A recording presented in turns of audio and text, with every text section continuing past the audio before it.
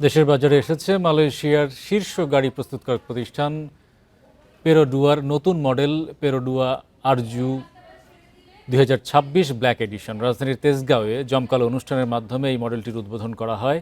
নতুন এই মডেলটি জ্বালানি সাশ্রয়ী প্রিমিয়াম 7 সিটার এসইউভি। ব্ল্যাক এডিশনের বিশেষ বৈশিষ্ট্যগুলোর মধ্যে রয়েছে গাঢ় কালো theme design, unique alloy wheel ও উন্নত ফিচার। মডেলটি যৌথভাবে উদ্বোধন করেন বাংলাদেশে নিযুক্ত Malaysian high commissioner Mohammad Suhada Osman এবং পিএইচপি মোটরসের ব্যবস্থাপনা পরিচালক মোহাম্মদ আক্তার পারভেজ। অনুষ্ঠানে বাংলাদেশের সাথে বাণিজ্য সম্পর্ক জোরদারের পাশাপাশি ভবিষ্যতে অটোমোবাইল খাতে আরও সহযোগিতা করার কথা জানায় মালয়েশিয়ার হাইকমিশনার।